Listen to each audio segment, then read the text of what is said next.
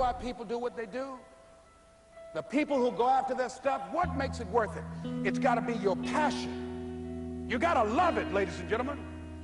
You got to love it. It's got to be what you are supposed to do. You want to sing, and even though they want to invite you to Carnegie Hall, you're going to sing to anybody that listen to you, including singing to yourself. I used to talk to my plants when nobody else would listen to me. You got to write, even if no one published your book, write, because that was given to you to do. You do what it is you're supposed to. You're supposed to build something. You're supposed to create something. I don't know how to do it. Learn. Do whatever is required. Just go out there. It's possible you can get what you want. It's necessary. If you want it, you got to go into action. You got to be willing to experiment. You got to be willing to fail and to succeed. You got to be willing to form and develop new relationships.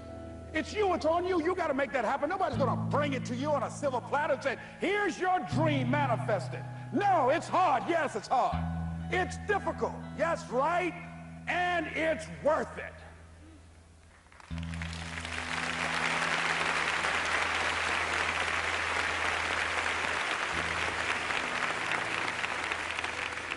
People ask, hey man, these kids, man, it's rough dealing with them. That's right. That's right. You think peer pressure happened overnight? We went through peer pressure. I remember as a kid, some guys said, hey Les, and another fellow named Willie Lowe, when we were going home. Hey man, we're going down to Gould's, man, and knock off a grocery store. I said, look here, I don't want no part of that. I'll see y'all later. Say, y'all chicken. I said, that's all right, you say whatever you want. Low star. I'm not chicken, man. Don't call me chicken. Now, why don't you come? We didn't even ask you to come into place, man. All you do is just drive the car, that's all. I don't know how to drive that good. Well, we're trying to get Les to come. He's chicken. Hey, I'm not driving nothing, all right? Willie, don't care about what they say, man. Leave him alone. You want to go do it? You find somebody else to drive, or you drive yourself. Come on, Willie, man. Pull him, he stop. I ain't chicken. All I got to do is drive? Yeah. I said, Willie, that sounds simple, man. Don't go, man. He went. And the next day, we read the newspaper where when they robbed the store, when they came out running to a car, the merchant, the man who owned the store, came out just shooting wildly, and he hit the driver in the head. So peer pressure didn't just start in the 90s or the 80s. It's difficult and it's challenging for kids right now. And it's going to take some easy, simple methods to help bring them out of this madness, this insanity. No. Is it hard? Yes. Let's look at what we've been doing. What has worked? What has not worked? Let's look at where we want to go. What is it that we want to produce? What is it that we want to create for our young people? And as we think about that, start experimenting with different methods and techniques to create and to produce that. And begin to believe that it's possible. Through our commitment, through our vision, through our determination, our relentlessness, because of our belief, it's possible that we can reduce the teenage homicide rate, the teenage pregnancy rate, the dropout rate, that it's possible, looking at what kind of world are they going to be in. As we look at the global economy, that as we begin to use our collective will and genius and resources, it's possible that we can create an educational system that not only will test their minds with information and facts and figures, but would teach them how to think and be creative. And what does it mean to be a human being and to value human life? And how do you make relationships work? How do you bounce back from adversity?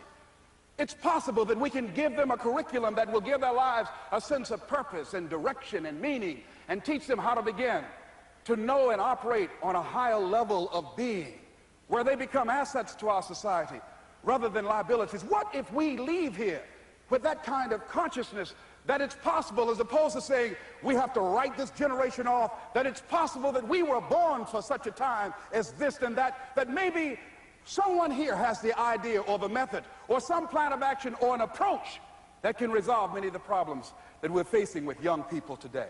Whatever we have to do to save our children, it's worth it.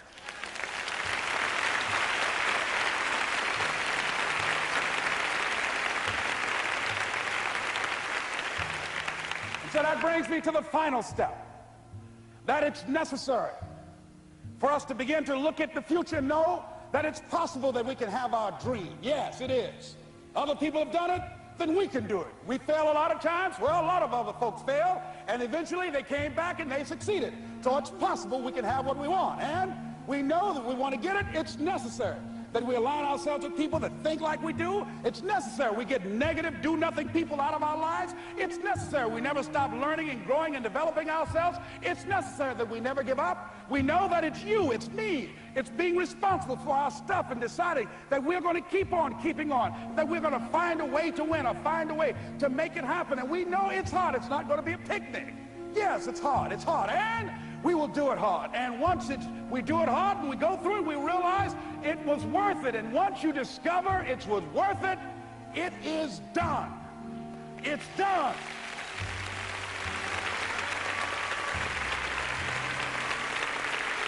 It's done, ladies and gentlemen, before it happens.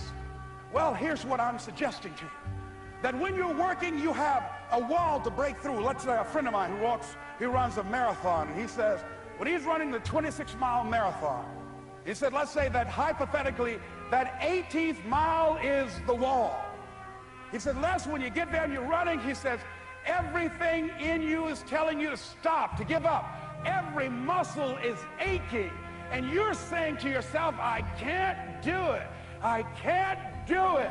And you just keep on, and you keep on, and you keep on. It seems like you're moving at slow motion. And then eventually when you break through that 18-mile wall, then you know it's like done, and you're on automatic, and you glide on in. And you know it's there.